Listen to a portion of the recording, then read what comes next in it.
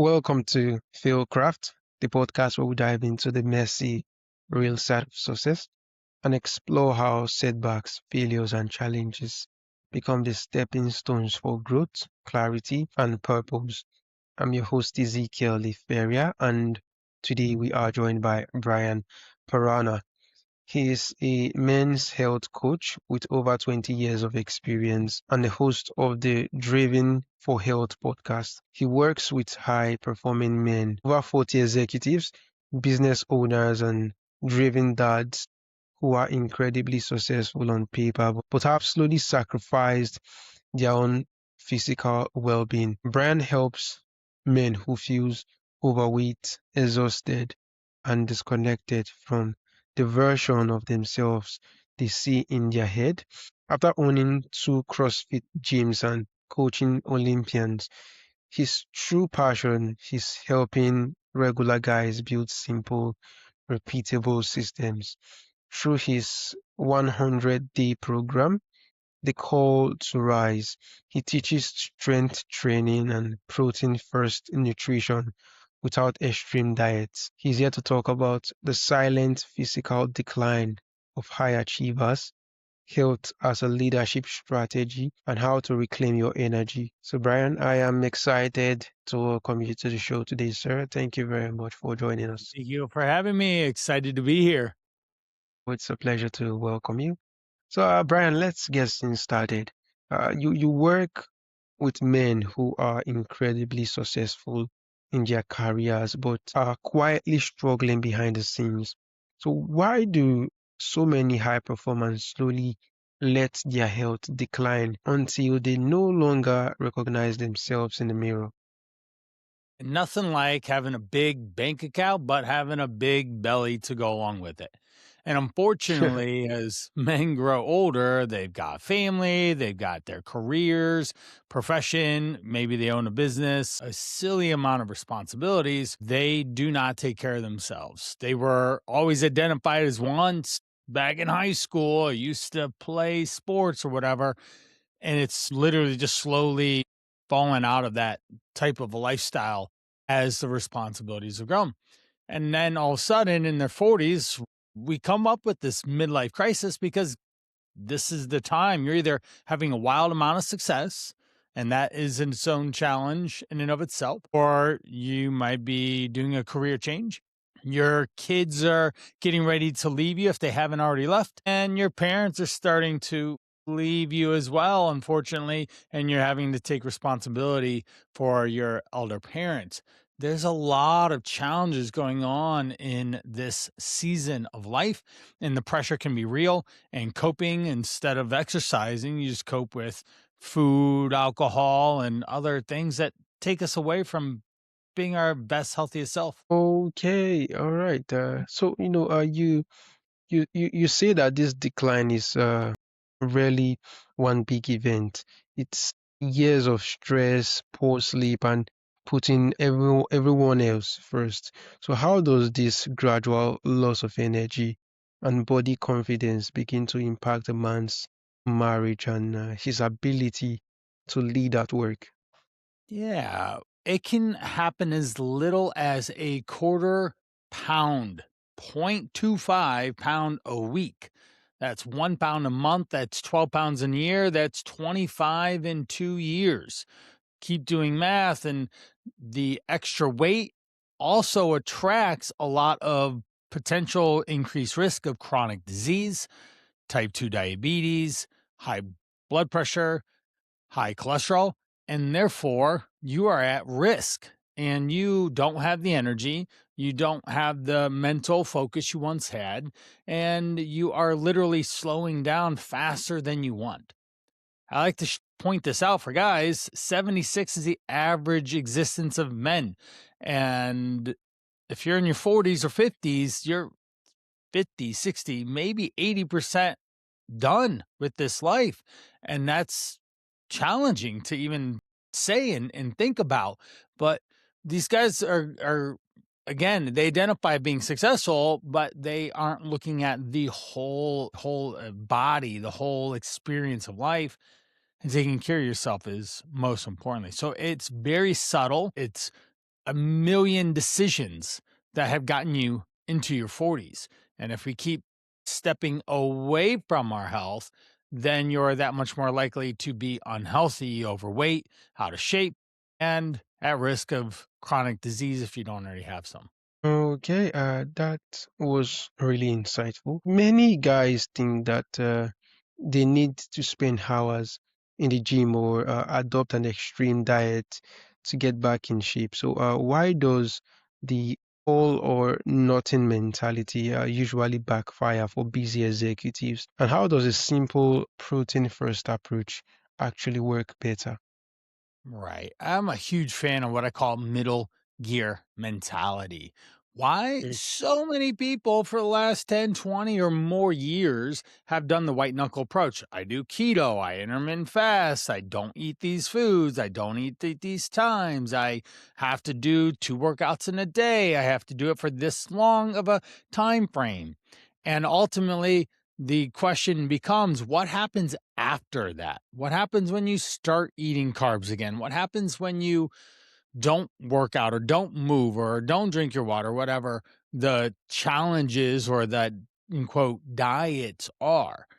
And that's where the true challenge lies because you can white knuckle it. You can use your type A driven mentality, that discipline, that willpower, that motivation to do it for a certain amount of time, but then it always falters. And that's why people will lose weight, but they gain more back because they haven't established lifestyle behavior changes around their activity. What I call the core four.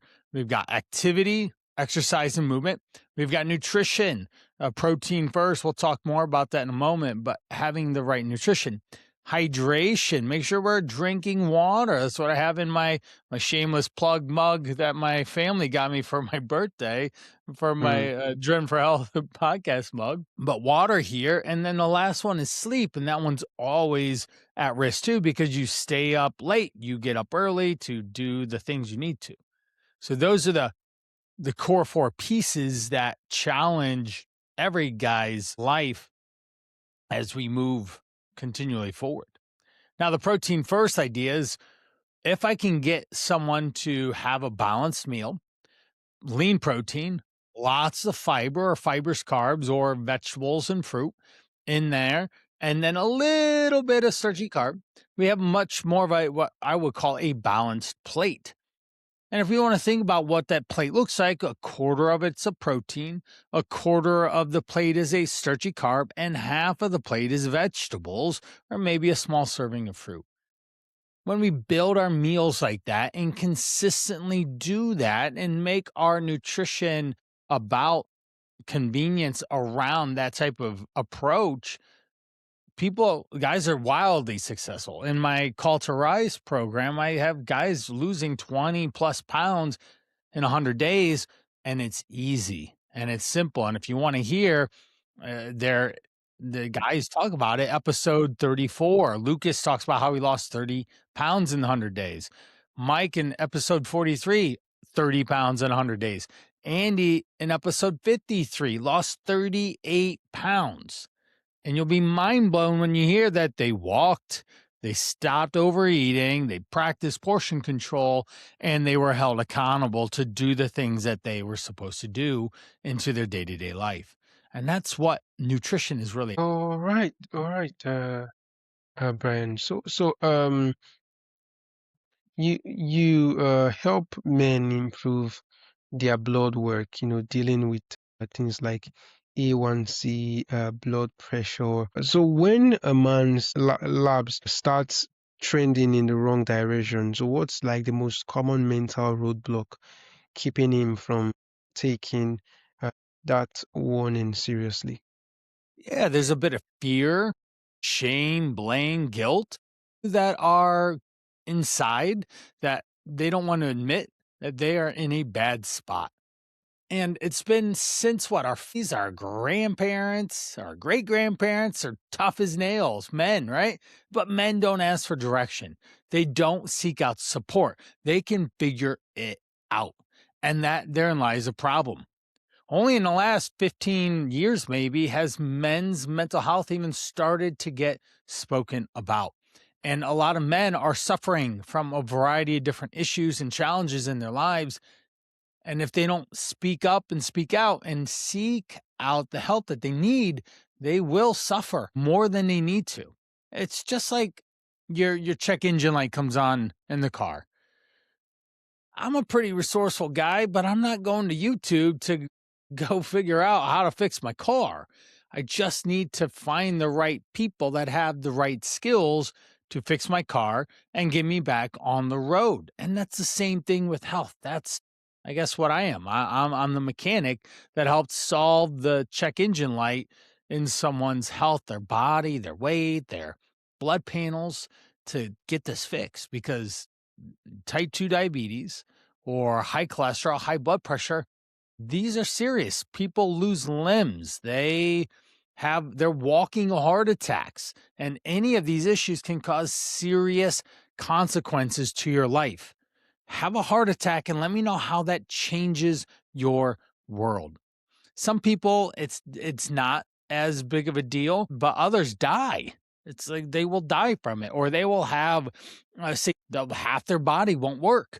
Let me know how driven and successful you are now, trying to figure out how to move half your body that doesn't want to cooperate anymore. That's not what you want. Yeah, yeah. So, you emphasize, accountability in your coaching program. So, why is it hard for grown, capable men to admit that they need help? And how does working alongside a brotherhood of other men change their trajectory? Yeah, I fall to this as well. I'm stubborn. I can figure it out. I am a resourceful person. I am a driven person, but also I don't have a lot of time. I have 4 kids. I'm self employed for 15 plus years. So I own my own business. I have clients that I have to attend to and help meet their needs. There's so much responsibility that I need to make sure that I'm proactive in seeking out the right people that can help me with the problems and challenges that I have going on because we all have them in one way or another.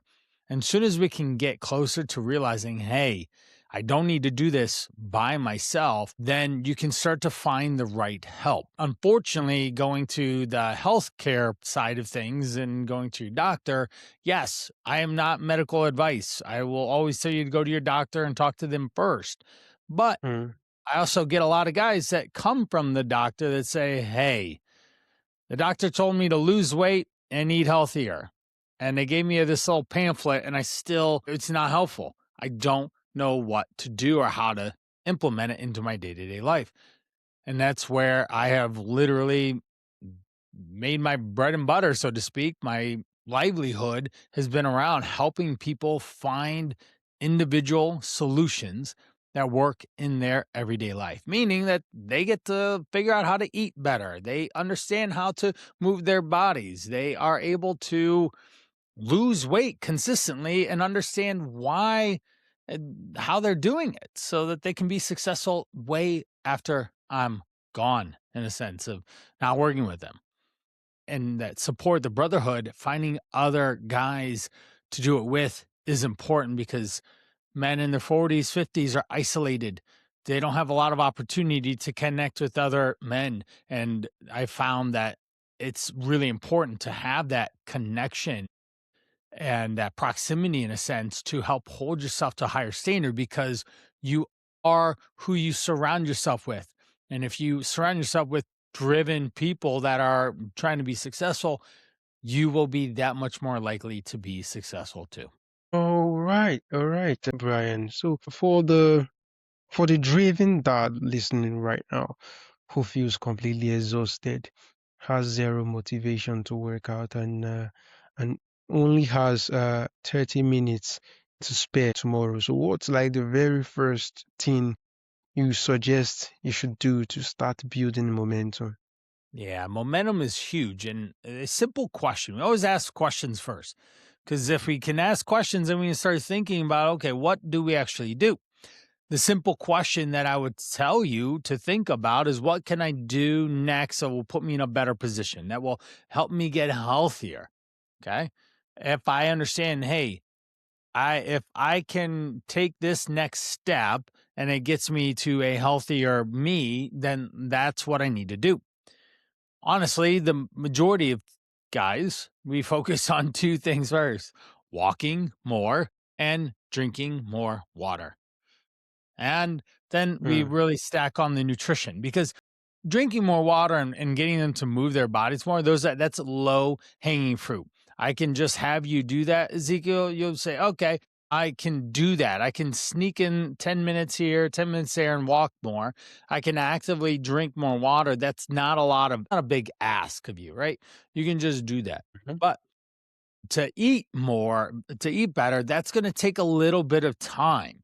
And over the next 2, 3, 5 weeks, we start changing your habits, changing your behavior around what you pick, what type of food you eat, how you portion them out so that you're not overeating. And that change builds momentum so fast because you cannot work a bad diet. Indeed, indeed. So, Brian, lastly, for the listeners in our audience who are ready to take action and wants to apply for the call to rise for the 100-day coaching program, or maybe they just want to connect with you to have a conversation, where is the best place for them to go? Yeah, they can go to a couple places. Thecalltorise.com. That's where my actual program lives. You can check it out. I'm very thorough on the what the website is. It answers a significant amount of questions so you understand what you're getting into. From there, two other easy places. My website, Driven for Health. If you're watching this, here's the first original logo. It's evolved. It still looks pretty close to this, but it's a little bit different. And then you can find that on Apple, Spotify, and all the directories. Then at Coach Brian Parana on my social media. That's where I hang my hat as well for a lot of posts and engagement. So there's so much Brian out there to be able to listen to and understand. And as of this recording, I've posted 93 episodes of my Driven for Health podcast in the last 175 days, meaning that's a lot. And Mm. there's a lot of really simple to understand science backed information that someone can listen to, take away very implementable information and start taking action immediately on what they learn in those episodes. All right, Brian, thank you very much for sharing that with us, Yeah. sir. It has been a truly outstanding and insightful conversation with you here today, and I am truly excited having you as a guest on the show. Thank you Yes. very much for taking the time to join us here Thank today. you. Thank